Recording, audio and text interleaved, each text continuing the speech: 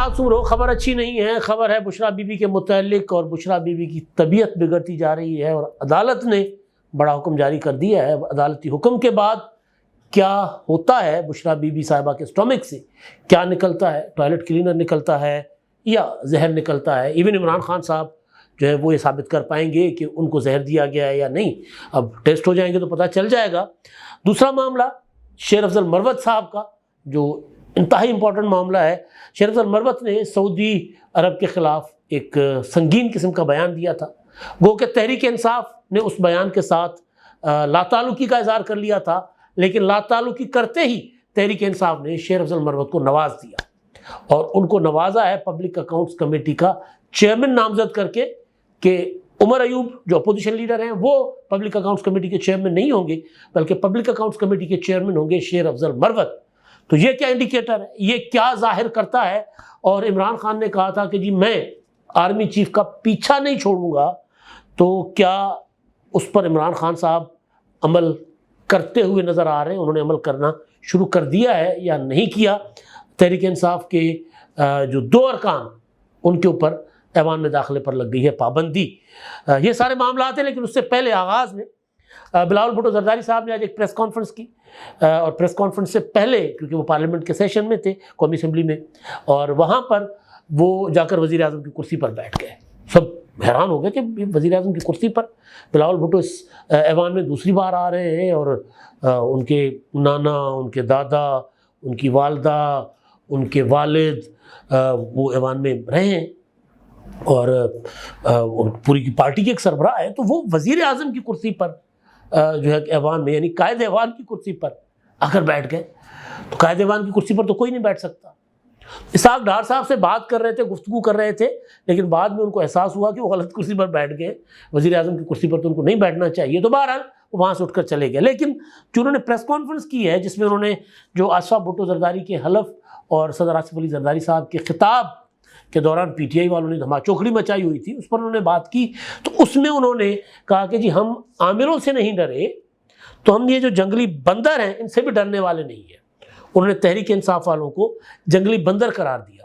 اب یہ ظاہر غیر پارلیمانی لفظ ہے یا نہیں ہے مجھے نہیں پتا، وہ کہتے ہیں جمہوری انداز میں سے مقابلہ کریں گے، لیکن جو حرکتیں پی ٹی آئی والوں نے کیں وہ کسی طور پر بھی پارلیمانی حرکتیں نہیں ہیں۔ یعنی پارلیمنٹ کے اندر خطاب جو ہوتا ہے یا پارلیمنٹ کے اندر جو احتجاج ہوتا ہے اس سے کہیں زیادہ آگے کا تھا۔ اسی لیے پھر اسپیکر صاحب نے اس اجلاس کے دوران وہ جو باجے لے کر آئے تھے نا، میں نے پچھلے ویلاگ میں کہا تھا کہ ان کے باجے بجیں گے، دستی صاحب اور ایک اقبال خان صاحب ہیں، ان کے اوپر پابندی لگا دی کہ جی وہ اس سیشن کے دوران ایوان میں نہیں آ سکیں گے، تو اب وہ ان پر تو لگ گئی پابندی۔ لیکن ایک تو احتجاج تھا پی ٹی آئی والوں کا، اور دوسرا ایک اور سوال کھڑا ہو گیا ہے، اور وہ سوال بڑا امپورٹنٹ ہے۔ وہ سوال یہ ہے کہ نواز شریف صاحب حکمران اتحاد کی جو سب سے بڑی جماعت ہے اس کے قائد ہیں، وہ فیصلہ ساز ہیں، اور اب وہ اس کے صدر بھی بننے جا رہے ہیں، وہ ایوان میں نہیں آئے تھے صدر کے خطاب کے دوران۔ مریم نواز صاحبہ جو پنجاب کی وزیر اعلیٰ ہیں، روایت کے مطابق وزرائے اعلیٰ مدعو ہوتے ہیں، وہ بھی نہیں آئی تھی۔ سروسز چیف جو ہوتے ہیں، یعنی chairman joint chief of staff committee, army chief, air chief اور ایڈمرل وہ جو ہوتے ہیں ہمارے بحریہ کے سربراہ، وہ نہیں آئے، چاروں سروسز چیف نہیں آئے۔ اب اس کے متعلق طرح طرح کی باتیں ہیں۔ ایک تو ظاہر ہے ہمارے ہاں پارلیمنٹ کو کوئی ہماری فوجی کمان جو ہے کوئی زیادہ امپورٹنس نہیں دیتی رہی ماضی میں۔ اب اس بار جو موجودہ آرمی چیف ہیں وہ کہتے ہیں جی پارلیمنٹ فیصلے کریں، ہم عمل درآمد کریں گے۔ چیف جسٹس قاضی فائصہ صاحب نے تو پارلیمنٹ میں جا کر پارلیمنٹ کے کانفرنس میں جو آئین کی 50ویں سالگرہ کے اوپر ہوا تھا، اس میں انہوں نے پارلیمنٹ کے اندر جا کر کہا تھا کہ جی پارلیمنٹ جو فیصلے کرے گی ہم ان فیصلوں کے تابع ہیں، ہم اپنے فیصلے ضرور کریں گے لیکن پارلیمنٹ کے حدود قیود کے اندر مداخلت نہیں کریں گے، پارلیمنٹ پالیسی بنائے ہم اس کے اوپر عمل کریں گے۔ لیکن اس کے باوجود فوجی جو کمان ہے وہ کیوں نہیں آئی؟ چاروں سروسز چیف، سوال اٹھائے جا رہے ہیں۔ ان کو آصف زرداری صاحب پسند نہیں ہے، یہ سوال اٹھایا جا رہا ہے۔ پھر ایک چیز یہ بھی آتی ہے کہ نہیں، یہ تو ارینجمنٹ جو ہے وہ سارا یہ ایک صفحے سے آگے کی بات ہے، ایک صفحے کو تو میں مانتا نہیں ہوں، لیکن میں اس جو وہ ایک ٹرم استعمال ہوتی ہے اس میں بات کر رہا ہوں کہ ایک صفحے سے کہیں آگے کی بات ہے۔ یہ تو فوج کہتی ہے کہ جی ہم حکومت کے ہر جو فیصلہ ہوگا اس کے پیچھے کھڑے ہوں گے، ہم عمل کریں گے، حکومت پالیسی بنائے ہم عمل کریں گے۔ حکومت فوج کے ساتھ جو پی ٹی آئی کا پروپیگنڈا ہے اس کے اگینسٹ دیوار بن کے فوج کے آگے کھڑی ہوئی ہے، تو پھر کیوں نہیں آئے؟ تو پھر خبر یہ دی جا رہی ہے کہ جو تحریک انصاف والوں نے ادھم مچانا تھا، غیر ملکی سفیر بیٹھے ہوئے تھے، تو اس کے دوران اگر آرمی چیف کے خلاف، کیونکہ سارا عمران خان کا ٹارگٹ آرمی چیف ہے، انہوں نے کل کہا تھا کہ میں نہیں چھوڑوں گا، تو آرمی چیف کے خلاف اگر کوئی نعرہ شارہ لگ جاتا، کوئی بدمزگی ہو جاتی ہے عوام میں، کچھ چیز ہو جاتی، تو ظاہر ہے وہ اچھا نہیں ہونا تھا۔ اس وجہ سے وہ نہیں آئے، اور لاجک سمجھ بھی یہی آتی ہے کہ شاید اس وجہ سے نہ آئے ہوں۔ نواز شریف صاحب کیوں نہیں آئے؟ اس کی وجہ بھی یہی ہے کہ جو لوگ آصفہ بھٹو کے حلف کے اوپر ان کے اوپر حملہ کرنے چلے گئے تھے، اور آصفہ بھٹو، میں بار بار کہہ رہا ہوں کہ بے نظیر بھٹو شہید کے اور بھٹو شہید کے خون کے بدولت تو پاکستان میں جمہوریت ہے، ورنہ کوئی جمہوری تحریک یہاں کب چلی تھی اور کب کامیاب ہوئی تھی؟ انہوں نے پاکستان کو جمہوریت بھی دی اور اس کو بحال بھی کیا واپس دوبارہ۔ بے نظیر بھٹو شہید نے ضیاء الحق کی 11 سالہ مارشل لا کے خلاف جدوجہد کر کے، مشرف کو گھر بھیج کے، اور اس سے دوران اس جدوجہد میں وہ خود اپنی جان انہوں نے دے دی۔ تو ان کی صاحبزادی حلف اٹھانے آ رہی تھی، ان کے اوپر حملہ آور ہونے جا رہے تھے، اور گالیاں دی بقول خواجہ آصف، میڈیا نے تو رپورٹ نہیں کیا، خواجہ آصف کہہ رہے ہیں کہ گندی گالیاں دی آصفہ بھٹو زرداری کو۔ تو وہ لوگ اگر نواز شریف صاحب آتے تو نواز شریف صاحب کو اندازہ تھا کہ وہ لوگ فزیکل اٹیک کر سکتے تھے ان کے اوپر احتجاج کے نام پر، تو لہٰذا نواز شریف صاحب میرا خیال اسی وجہ سے نہیں آئے۔ مریم نواز صاحبہ، ان کو جانا چاہیے تھا، ان کو اپنا شیڈول آگے پیچھے کرنا چاہیے تھا، لیکن بہرحال کل وہ ادھر تھیں کرتارپور صاحب، اور وہاں پر انہوں نے بیساکھی کی ایک بڑی اچھی تقریب تھی جس میں انہوں نے پنجابی میں خطاب بھی کیا، اور کافی انہوں نے جو ہے وہ پازیٹیو جیسچر دیا، سرحدیں کھول لیں، لوگ آئیں جائیں، جو نواز شریف صاحب کا پرانا ویژن ہے اس کے مطابق۔ تو بہرحال ایک تو یہ چیز ہے۔ اب جو پی ٹی آئی والوں کو بلاول بھٹو زرداری نے کہا نا جنگل کے بندر، اب دیکھیں شور شرابہ کرنا، بات بے بات ہنگامہ کھڑا کر دینا اور سسٹم کو چلنے نہ دینا، کہاوت ہے نا کہ بندر کے ہاتھ ماچس آئے تو پورا جنگل جلا دیتا ہے نا، تو یہ کچھ اس طرح کی چیز ہو رہی ہے کہ انہوں نے طے کر رکھا ہے کہ ہم نے پارلیمنٹ کو چلنے نہیں دینا۔ ادروائز ماضی میں اپوزیشن جو ہوتی تھی وہ ایشو ٹو ایشو احتجاج کرتی تھی،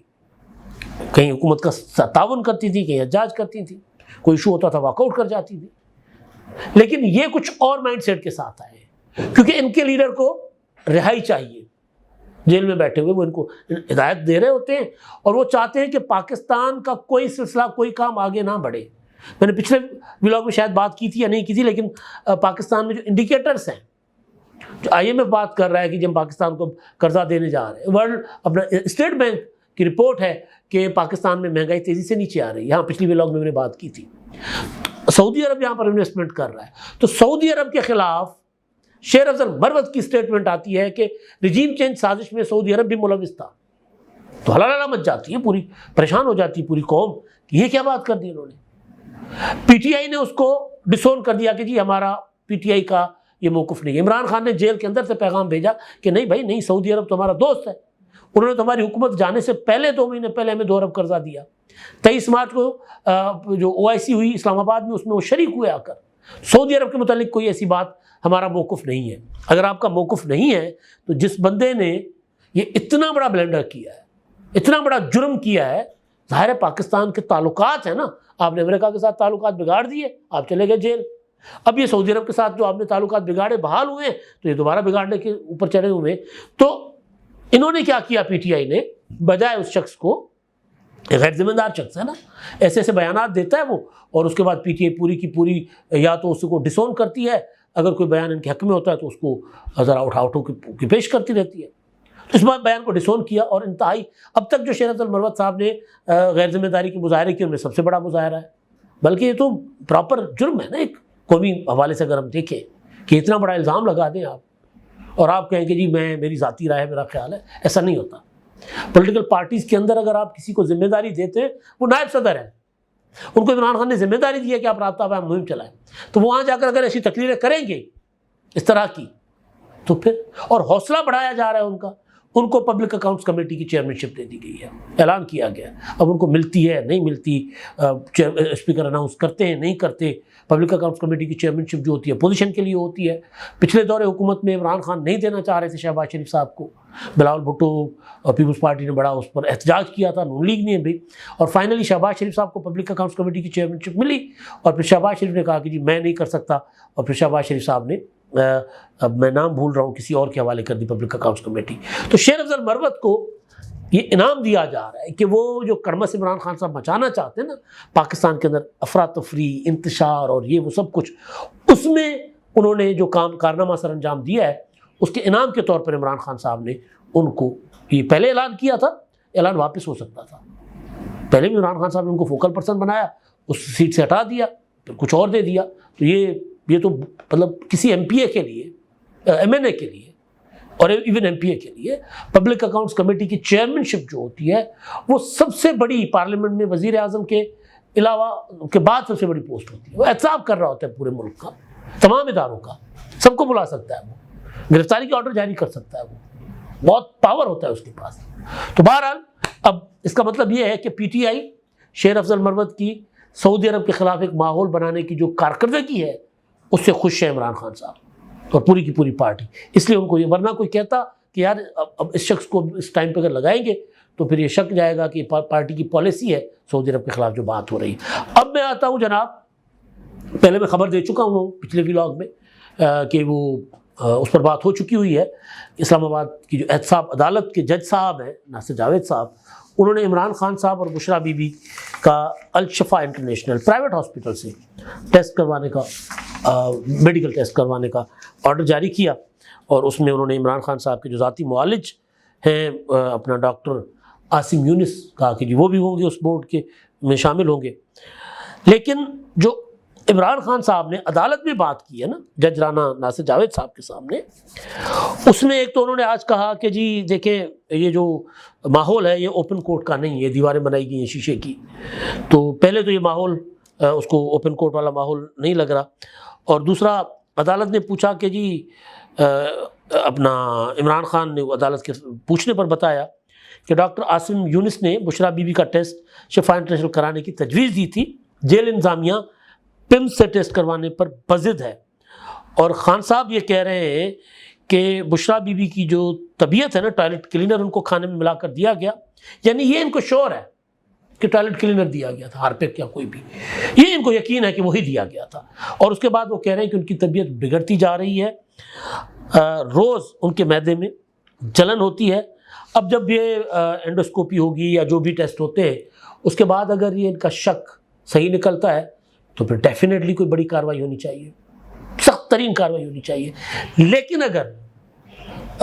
نیگیٹو رپورٹ آتی ہے کہ اوکے ہے کچھ بھی نہیں ہے، عمران خان صاحب کے خون میں بھی اور بشرا بی بی صاحب کے اسٹامک اور خون سے بھی کچھ نہیں برآمد ہوتا، تو پھر کیا ہو؟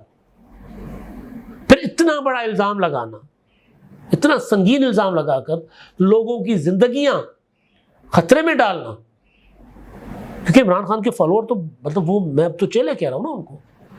اب وہ تو کسی کے اوپر بھی حملہ کر سکتے ہیں کہ جی وہ ہمارے لیڈر کو بھی، جو جی ایچ کیو کے اندر گھس گئے، جو جنہوں نے کور کمانڈر ہاؤس جلا دیا، وہ کیا کریں گے؟ تو اگر کچھ ثابت نہیں ہوتا تو پھر کیا ریمیڈی ہو؟ پھر جن کے اوپر الزام لگا، اور آرمی چیف کا نام لے کر عمران خان کہہ رہے ہیں کہ جو کچھ کروا رہے ہیں آرمی چیف کروا رہے ہیں، تو پھر کیا ہو اگر زہر نہیں نکلتا؟ تو سوال ہے نا۔ اور دوسری چیز تو ظاہر ہے یہ جج صاحبان کے اوپر ہی ہے نا کہ وہ اگر اس طرح بڑا عمران خان صاحب الزام لگا رہے ہیں تو وہ پھر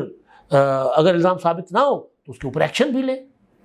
اور جن کے اوپر الزام لگ رہا ہے وہ بھی ایکشن لیں۔ لیکن وہ ایکشن لیں گے کیا ہوگا؟ لیکن جج صاحبان کو جو یہ آرڈر کر رہے ہیں ان کو چاہیے کہ اگر الزام غلط ثابت ہو، کیونکہ یہ تم یقین کے ساتھ کہہ رہے ہیں نا،